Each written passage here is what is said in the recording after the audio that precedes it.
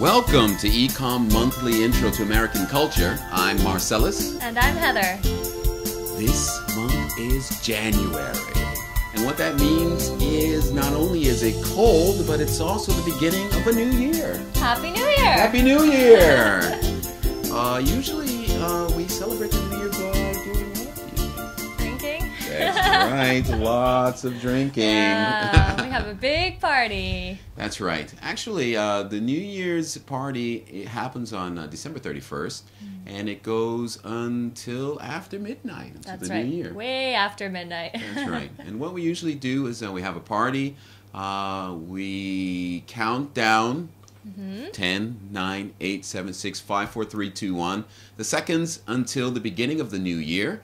And at midnight, we have a custom of kissing the person that's closest to us. Did you know that? I did know that. Yeah. If you don't kiss someone at midnight, it's kind of bad luck for your love life the whole year. That's right. Yeah.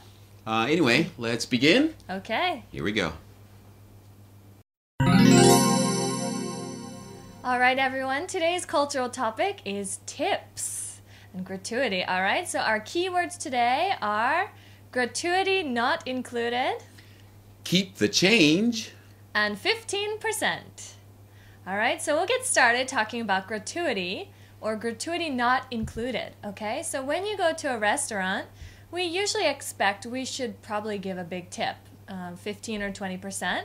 But if you're in a group of maybe 6 people, the gratuity or the tip might be included on your bill already. All right, so you need to look at the bottom of your receipt or possibly on the menu. Sometimes it says gratuity included means you're already paying that tip. So don't pay extra. But sometimes it says gratuity not included. And in that case, you should remember to pay a tip because your waiters are making very small salary. Sometimes $3 an hour, very small, and they really need those tips for their money. That's right. No, interesting fact though. Tip actually stands for to ensure proper service. Wow. T-I-P-S. Tips. Okay. And what that means is that you're paying a tip in response to how you're being served. So you do not have to pay a tip if your waiter has a bad attitude, if you have too many problems with your dinner, for example, if it takes way too long for you to receive your meal, or if it comes to you cold, or anything like that, then you do not have to pay a tip. Or you can pay an extra low tip in order to make a statement that you were unsatisfied. That's true. But in general, I feel, for me, that terrible kind of service is very rare. Yes, because everybody wants Right. the tip. Everybody's working pretty hard, giving you maybe free drink or something to make up for any little thing that went wrong. Yeah. So in general, you'll have good service and you should expect to pay the tip. Yeah. That's right. All right, so let's get on to the second keyword. What was the second keyword again? Keep that change. Keep the change. Oh my God. I don't like this keyword.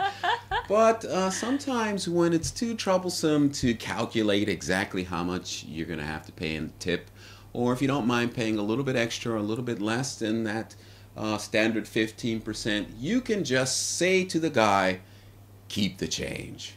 Now this one is really useful, especially when you're getting in a taxi. Yeah. A lot of times in New York City or any place in the States, you'll give the taxi driver a $20 bill. The taxi fare was about $15. You can say to him, keep the change. It's a very useful phrase to know. Yeah, and it's good when you don't want a whole bunch of coins back, And That's right. yeah, if it's a few dollars and some change or whatever, yeah, very easy to just say, keep the change. Okay, all right, so the third key word, which you've been hearing again and again so far, is 15%. And the general rule for how much we should tip, it's different in every kind of area, like a restaurant, a hair salon. All of these things have kind of a different expectation. But if you can't remember, I think the general idea would be 15% is a safe number to go by. Yeah. It really adds on to your total bill, but that's just what we've got to do. Yeah, that was really interesting because I was just in Europe, England, and Scotland, France, and Copenhagen. And I noticed that in each place, the attitude towards tipping was a little bit different. You know? In some places, like for example in Copenhagen, maybe it was just where I was, but people said to me that I didn't have to give a tip. Or in the UK, for example, when I asked if I should tip, the guy said to me, only if you feel like it. Wow. All right. Yeah.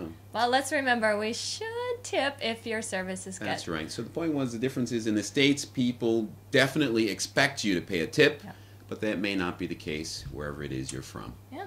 All right. That's all. Take care. See you next time. And that is all the time we have for this month. It's January now, so I think a lot of you are making New Year's resolutions as well, which are promises for the new year. And I hope that for many of you, one of those resolutions is to continue your hard work in studying English. Good luck, take care, and stay warm. Goodbye. Bye-bye.